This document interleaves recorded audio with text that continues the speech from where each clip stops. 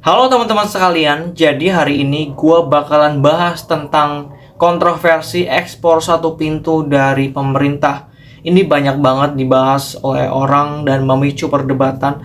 Tapi di sini gue akan melihat dari berbagai sisi, dari berbagai news yang muncul di media mainstream dan pernyataan-pernyataan orang-orang terkait ya teman-teman. Jadi di sini ada suatu regulasi ekspor yang perlu kita pahami secara santai dan serius ya. Kalian siapin tempat yang nyaman, jauh dari kebisingan dan gunain earphone supaya kalian jauh lebih jelas untuk memahami pembahasan yang bakalan kita bahas untuk menambah wawasan kalian semua. Nah, pertama-tama teman-teman, di sini ada news ya. Waktu satu hari sebelum Presiden Prabowo pidato di DPR itu ada badan khusus ekspor ya, ada rumornya dan Bahlil Lahadalia dan Roslan Roslani enggan menjawab dan meminta semua orang untuk tunggu Presiden Prabowo umumkan di DPR nanti pidato ya. Dan IASG sangat bergejolak banget ya, 2 hari berturut-turut dan Presiden Prabowo ya berpidato di mimbar, tiba-tiba ya IASG anjlok nggak karuan ya. Dan beneran Presiden Prabowo membahas tentang ekonomi di DPR, kemudian mengesahkan ya di mana pemerintah menerapkan kebijakan ekspor satu pintu di depan DPR kemarin, dan pemerintah bentuk PT Danantara Sumber Daya Indonesia teman-teman. Jadi ya kemarin CEO-nya orang asing ya, orang Australia yang jadi CEO di PT Danantara Sumber Daya Indonesia atau DSI. Nah, pelaksanaan ekspor komoditas SDA strategis ya, kebijakan ekspor satu pintu melalui PT Danantara Sumber Daya Indonesia ini atau DSI memang sedang menjadi sorotan utama ya bagi investor dan pelaku usaha di sektor komoditas ya, batu bara, sawit. Dan Airlangga Hartarto, Menko Ekonomi, memastikan ekspor sumber daya alam tetap lewat perusahaan existencing ya. Di sini jelas banget ada perusahaan existencing yang dimana ya negara ini sebenarnya bukan jadi broker ya, tapi ya lebih ke pengawas doang sih menurut saya ini. Dan kalau kita melihat ya penerapannya ini pasti bertahap ya, Airlangga berkata juga bertahap ya, nggak langsung jebret karena pasti ya butuh waktu untuk transisi dan memastikan bahwa kebijakan ini dimulai pada 1 Juni 2026 untuk meredam kekhawatiran pasar ya. Implementasinya ya kita juga akan melihat ya di akhir tahun 2026. Ekspor masih dilakukan oleh perusahaan existencing atau broker ya, dengan kewajiban pelaporan administrasi ke Danantara. Pemberlakuan penuh di mana transaksi diambil alih oleh BUMN mulai 1 Januari 2027. Jadi masih lama ya. Saat ini masih ada tahap ya, mungkin cuma pengawasan doang. Nanti mungkin ya resmi jadi broker mulai 1 Januari 2027 ya negara. Tidak ada lagi pihak kedua. Jadi yang ada perusahaan di Indonesia yang punya komoditas dijual ke Danantara, terus Danantara jual ke free market atau ke pasar global. Gitu ya mekanismenya teman-teman kurang lebih. Nah, Presiden Prabowo itu marah-marah ya soal praktik ilegal under invoicing tembus 16.000 triliun ya kerugian negara ini. Tentu Presiden Prabowo marah-marah di DPR dan menjabarkan semuanya. Dan Pak Purbaya juga melaporkan ada 10 perusahaan sawit ya yang melakukan invoicing terkait ekspor batu bara juga ke India, ke China. Pasti di sini ada skandal-skandal ilegalnya ya teman-teman yang merugikan negara. Sehingga mau nggak mau Presiden Prabowo membentuk ya ekspor satu pintu ini ya teman-teman.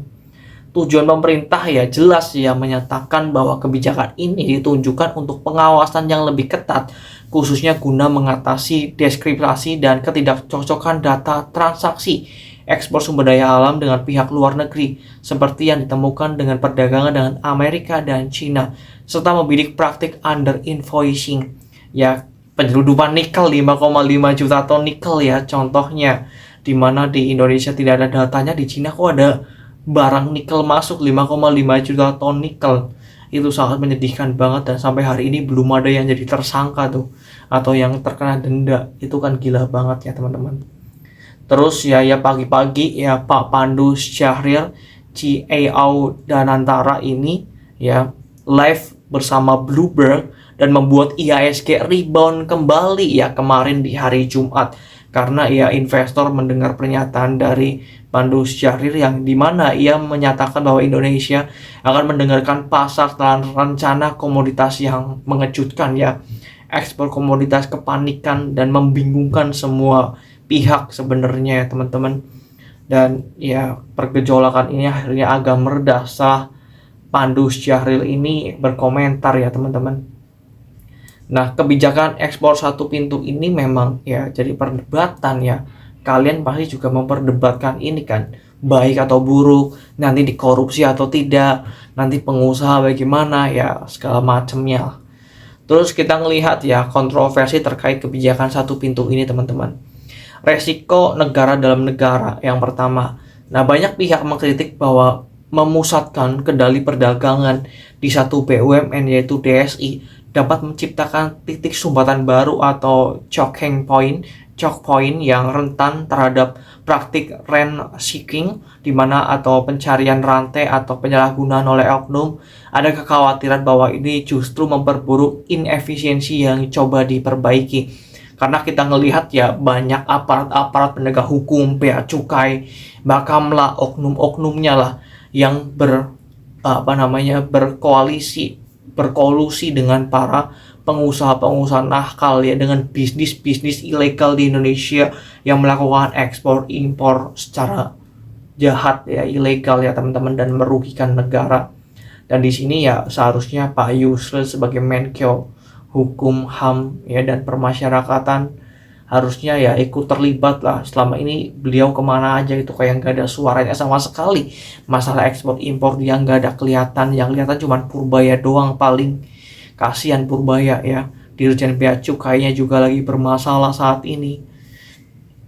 Nah teman-teman, kita juga harus melihat ya kritik penegakan hukum. Kritikus seperti saya ya berpendapat ya bahwa jika masalah utamanya adalah manipulasi data atau seperti under invoicing, permasalahan data ekspor impor yang tidak pas, maka solusi seharusnya ya ada penguatan penegakan hukum ya, bea cukai ya, investigasi di internal bea cukai itu seperti apa, terus melakukan digitalisasi pengawasan, bukan dengan mengubah struktur pasar menjadi monopoli negara.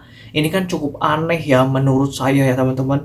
Seharusnya ini loh yang bermasalah adalah orang-orangmu, dan sebenarnya udah bagus ya sistemnya saat ini. Tinggal melakukan pengawasan aja, penguatan pengawasan doang sebenarnya yang harus ditingkatkan. Tapi ya lagi-lagi banyak aparat penegak hukum di Indonesia ya, pihak-pihak dari pemerintah yang berkolusi dengan para penjahat-penjahat bisnis ini teman-teman. Nah, Prabowo dan Purbaya itu kemarin kan datang ke istana ya bersama Menko Perekonomian, Gubernur Bank Indonesia, segala macam. Orang-orang OJK mereka bahas tentang pelemahan rupiah, dan Purbaya juga membawa data 10 perusahaan ekspor sawit nakal ini ya teman-teman, yang dimana melakukan invoicing atau transfer pricing ya. Itu sangat menyedihkan sih bagi gua sih. Nah, tumpang tindih otoritas moneter ini juga jadi kekhawatiran ya, di mana muncul bahwa penguasaan penuh hasil devisa ekspor oleh BUMN dapat mengganggu fungsi stabilitas moneter yang selama ini dipegang oleh Bank Indonesia. Karena kalau kita melihat Danantara yang dimana ekspor ini kan DHE-nya, devisa hasil ekspor, harus disimpan di bank BUMN atau bank swasta yang punya likuiditas besar, dan ini juga akan mengganggu ya kebijakan dari Bank Indonesia. Bank Indonesia juga harusnya juga bisa menyimpan ya, dan kemarin juga Bank Indonesia mengeluarkan ya di mana DHE ini bisa disimpan dalam bentuk obligasi ya, sukuk dan segala macamnya. Dan kontroversi selanjutnya adalah dari ratings ya, S&P sama Moody's ya, di mana kepercayaan investor lembaga pemeringkat internasional menyoroti resiko pelaksanaan yang terlalu terburu-buru. Investor merasa kebijakan ini kurang dapat diprediksi dan menghambat aliran modal asing atau capital inflow ya. Jadi karena ketidakpastian ini, banyak investor yang enggan investasi di Indonesia karena kebingungan masalah regulasi ya. S&P 500 Global ini mereka merencana Indonesia untuk mengendalikan pengiriman komoditas secara terpusat dapat menekan ekspor, mengurangi pendapatan pemerintah, serta mempengaruhi neraca pembayaran. Karena memang sangat kompleks banget ya teman-teman. Terus dari Moody's ya, Moody's memandang rencana sentralisasi ekspor komoditas Indonesia sebagai negatif bagi kredit perusahaan pertambangan dan meningkatkan resiko distorsi pasar. Karena ya ada resiko kredit ya, karena perusahaan pertambangan ini kan kredit banknya itu besar-besar banget ya. Mereka juga punya perusahaan logistik dan segala macamnya ya. Sangat rumit banget lah ini permasalahan sebenarnya teman-teman. Dan dampak langsung bagi perusahaan itu seperti apa sih? Bagi perusahaan terutama di sektor komoditas yang terdampak ya, yang paling utama batu bara, terus mineral alloy kemarin ya, sawit, ya ini juga ya akan sangat dirasakan banget. Perusahaan-perusahaan kemarin juga pada ARB, ada yang ARP, ada yang anjlok 10%. Itu ngeri-ngeri banget, tapi kemarin Jumat pada rebound ya setelah Pandu Syahrir komentar. Terus ketidakpastian operasional juga ini menjadi sorotan ya. Kemarin banyak lobby-lobby ke istana ya setelah ada pengumuman ekspor satu pintu ini ya. Perusahaan saat ini menghadapi masa transisi yang cukup singkat teman-teman. Mulai 1 Juni 2026 harus melaporkan kepada Danantara. Perusahaan wajib lapor ke Danantara dan transisi penuh nanti di Januari 2027. Ini kan menimbulkan ketidakpastian mengenai masa depan kontrak jangka panjang dengan pembeli di luar negeri. Even itu belinya memang ada yang jujur ya dengan bayar di luar negeri, tapi ada yang pakai perusahaan nomine di luar negeri untuk menghindari pajak ya. Mereka memperkecil penjualan di Indonesia dengan harga yang murah, terus di luar negeri dijual dengan harga yang mahal. Contohnya nih, jual minyak goreng ke Singapura, nanti dari Singapura dijual lagi ke Amerika, ke China, dan kemana-mana ya dengan harga yang lebih mahal. Itu kan merugikan ya. Dan kalau kita melihat teman-teman ya, arus kas dan prosedurnya ini juga jadi masalah bagi perusahaan. Kebijakan ini ekspor satu pintu berpotensi memperpanjang proses izin dari ekspor dan memperlambat arus kas perusahaan karena adanya lapisan administratif baru yang harus dilewati. Ini kan butuh waktu juga lama bagi perusahaan untuk mengurus dokumen-dokumen ekspor segala macam. Jadi ya ini juga jadi hambatan juga menurut saya ya. Perusahaan sawit ini juga pasti akan terdampak banget. Kira-kira siapa nih perusahaan sawit yang kemarin disinggung oleh Purbaya ya, yang melakukan nakal ya, mengekspor minyaknya ke Singapura ya, 10 perusahaan. Ya kalian cari aja perusahaan ya di bursa saham ini yang melakukan kejahatan ekspor ya, invoicing ya, datanya tidak sesuai dengan realita di lapangan. Terus ya kalian cek aja perusahaan-perusahaan ini ya, sawit ini, apakah mereka punya anak perusahaan yang ada di Singapura atau tidak. Ya kalau mereka punya anak perusahaan di Singapura ya kalian bisa menduga yaitu melakukan kejahatan ya. Terus teman-teman juga harus melihat ya resiko penekanan margin ya terhadap perusahaan ya. Ada kekhawatiran bahwa mekanisme harga yang diatur melalui DSI dapat mendistorsi harga pasar yang berisiko menekan margin keuntungan perusahaan jika harga yang ditetapkan tidak kompetitif dibandingkan harga pasar global. Artinya Danantara sebagai broker itu akan mencari keuntungan selisih pasti dari harga komoditas yang dijual. Ini juga menekan ya. Terus skema PP tata kelola ekspor komoditas ya bisa kalian pahami ya teman-teman.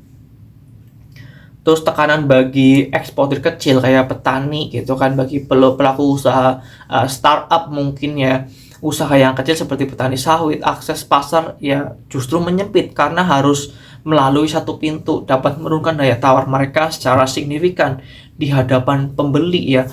Mereka mungkin akan menjual ke pihak-pihak lain yang lebih cuan ya daripada menjual langsung ke Danantara. Nanti ada pihak yang ngumpulin kemudian dijual lagi ke Danantara. Jadi ya semoga ada regulasi ekspor impor yang win-win solution lah kepada semua pihak ya, pemerintah, investor, pengusaha, tentu semuanya pengen ada keuntungan masing-masing. Tapi keuntungan itu yang wajar dan bisnisnya bisnis yang sehat dan legal, tentunya mematuhi segala peraturan hukum yang ada di negara. Dan itu saja teman-teman yang bisa saya sampaikan. Kurang lebihnya saya mohon maaf banget.